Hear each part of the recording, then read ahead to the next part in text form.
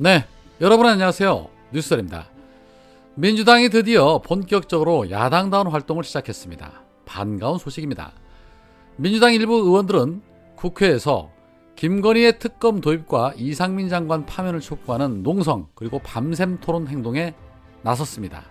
국회 로텐더홀에서 열린 밤샘 농성 토론은 철험의 의원을 중심으로 해서 50여 명의 국회의원이 공감을 했고 많은 의원들이 합류를 했습니다. 다만 개개인의 일정 때문에 합류하는 데는 다소의 시차가 있었습니다. 행사 시작 시간인 오후 8시 30분 정도에는 의원 10명 정도로 시작을 했으나 공개 행사가 끝날 즈음인 오후 9시 40분 정도에는 의원 20여 명 정도로 규모가 늘어 있었습니다. 이후에도 계속해서 의원들이 합류한 것으로 알려졌습니다. 자, 윤석열 정권 이대로는 도저히 안 되겠다라는 결연한 마음으로 합류한 의원들 강력하게 비판 행진을 이어갔습니다. 이날 공개 발언에 나선 이하경 의원 이렇게 말했습니다.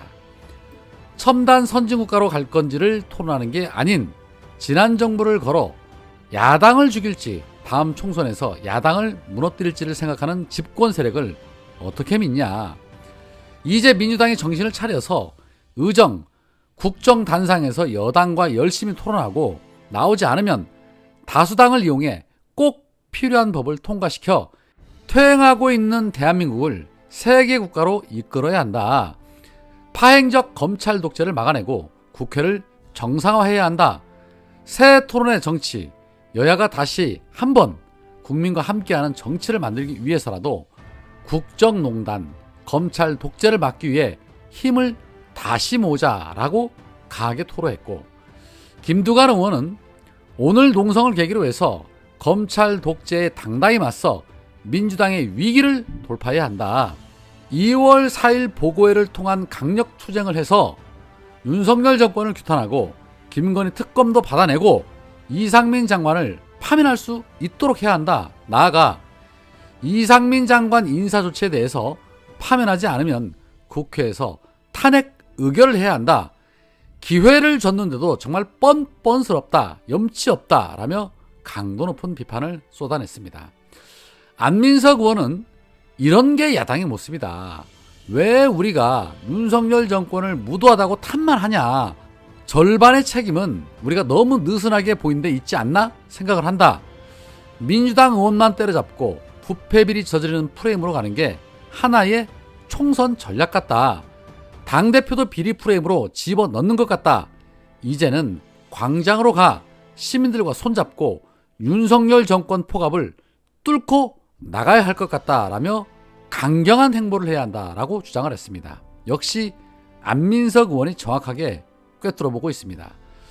또한 우원식 의원은 김건희 특검 추진과 관련해서 법사위원장이 여당이고 패스트트랙을 하려 해도 우리 숫자가 부족할 것 같지만 그것만으로 막을 수 있는 거 아니다.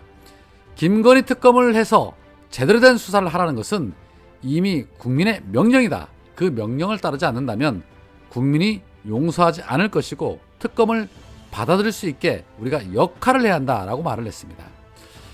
법사위의 조정원과 용해인 의원 사보임시키면 숫자 면에서 야당에 지지 않습니다. 김진표를 구워 삶든 설득을 하든 해서라도 그렇게 할 수 있다면 하는 것이 어떨까 싶기도 합니다.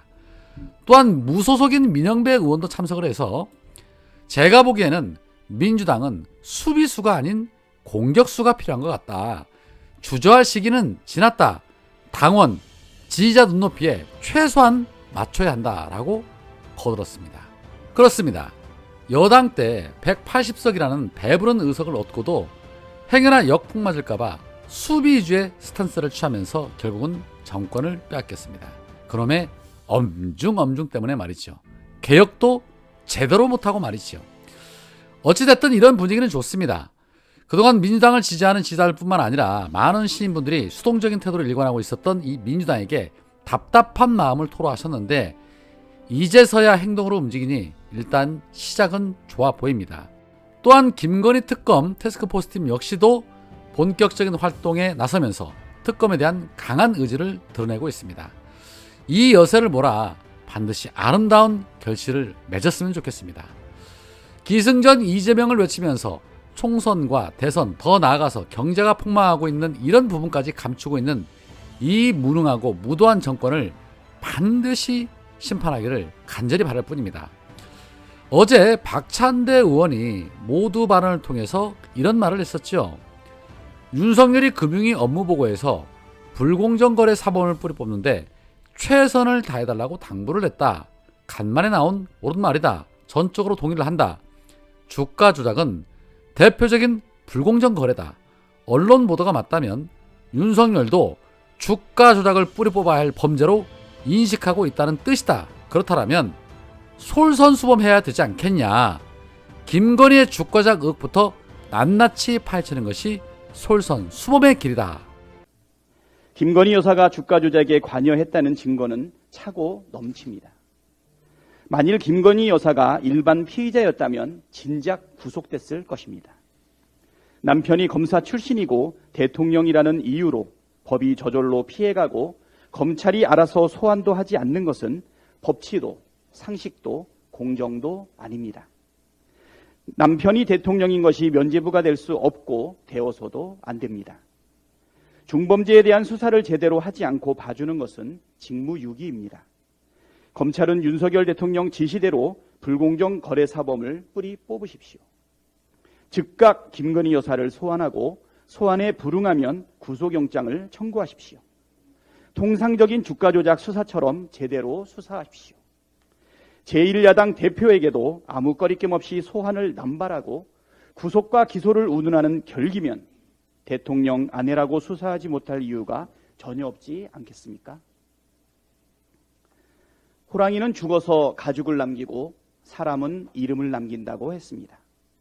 지금 윤석열 정권의 검사들은 역사에 어떤 이름을 남기게 될지 생각하게 됩니다. 도이치모터스 주가 조작 수사를 담당하고 있는 서울중앙지검 김영철 반부패 2부장의 이름은 어떻게 기록될까요?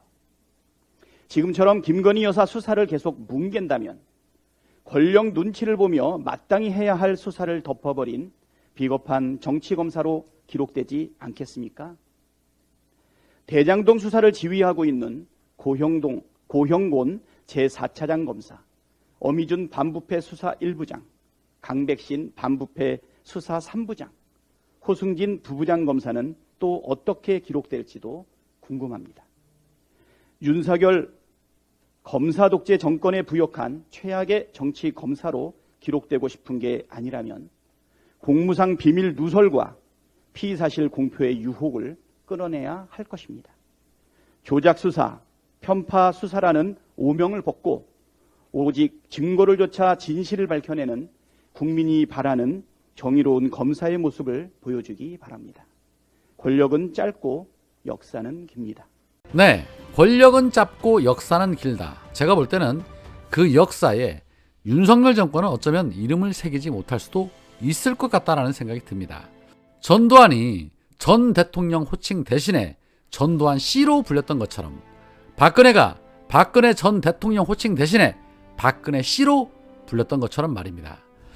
자, 한편 윤석열의 감사원이 아직도 정신을 못 차리고 이번에는 문재인 정부 당시에 전 국민에게 지급을 했었던 재난지원금에 대해서도 예비 타당성 조사 면제 내역을 요구했다고 합니다. 행여나 또 무슨 논란거리가 있는지 살펴보겠다는 것이죠. 집권 내내 이런 짓거리 하다가 끝내려는 심산인 것 같은데 하는 모양새 보니 뭐 5년은커녕 2년 채우기도 힘들 것 같다라는 느낌 좋은 그런 느낌을 지울 수가 없습니다. 오늘은 여기까지입니다. 고맙습니다.